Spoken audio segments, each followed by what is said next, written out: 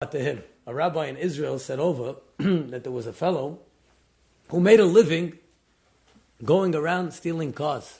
Can you imagine? He's a ganav. The guy would go to Tel Aviv, see a nice car, hot wire. Back then in the 90s, they would go break into the car, pop it open, quickly take the two wires, start the car and drive. Today they take your remote control from your house. Boom. They take the car. Back then, there was a lot of thieveries going on in Israel. They would take the cars and sell it to Arab countries and make a lot of money. And this fellow, he was a ganav. One day, he makes his way to Bnei Brak. And he sees a car, nice minivan. I'll sell it and make some money. He hot wires the car.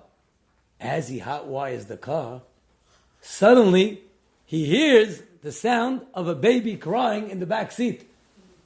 Wah! The baby starts crying. He looks around. The mother thought that the father brought the baby in. The father thought that the mother brought the baby in, and it was 80 degrees outside. And the baby must have been in there for at least half an hour.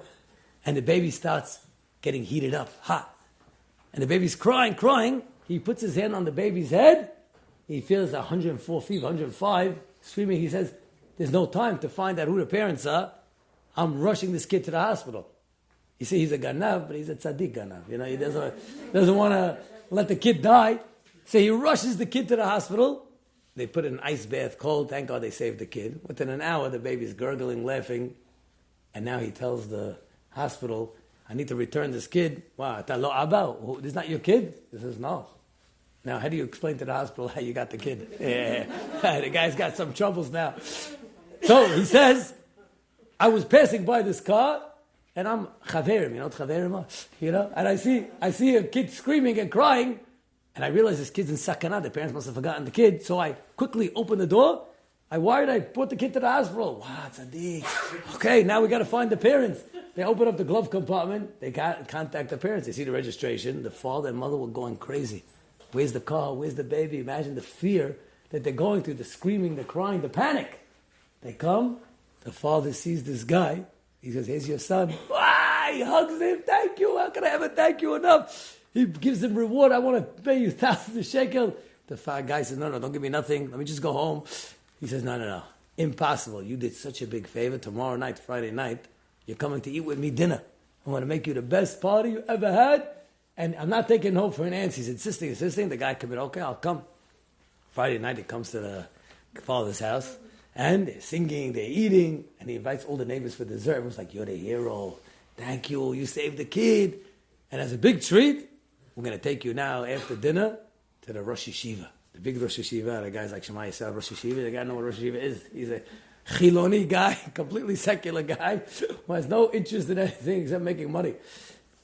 But they told him, listen, this is a whole, like Reb Chaim Kanievsky type. Like that big tzaddik, you can have 5 minutes private with the rabbi. You can ask him whatever you want.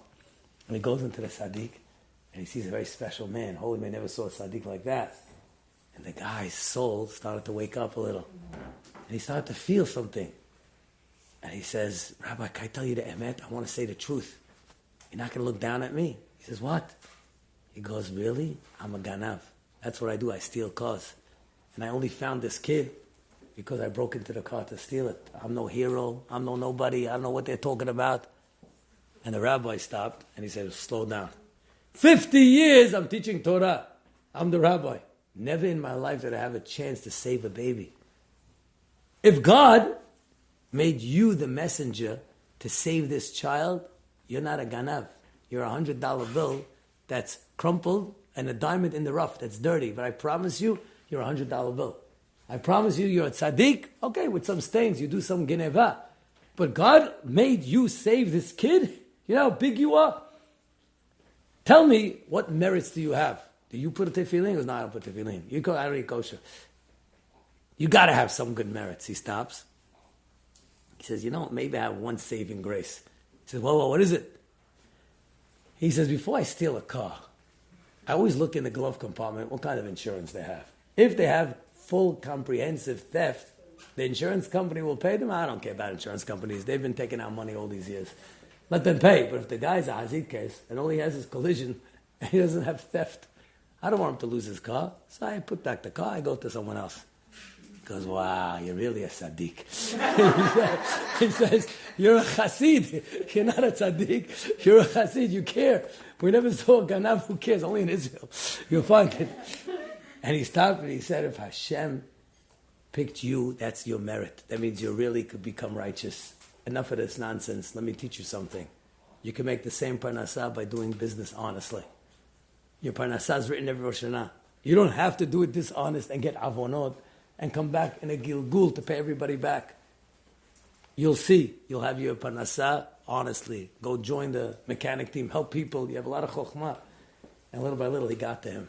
And you see, if Hashem wants even this low ganav thief to come back, and he sends him messengers and puts him in a situation, you don't think he wants you. You don't think he wants us. He cherishes us, and Hashem says, you are my ma'uzchem.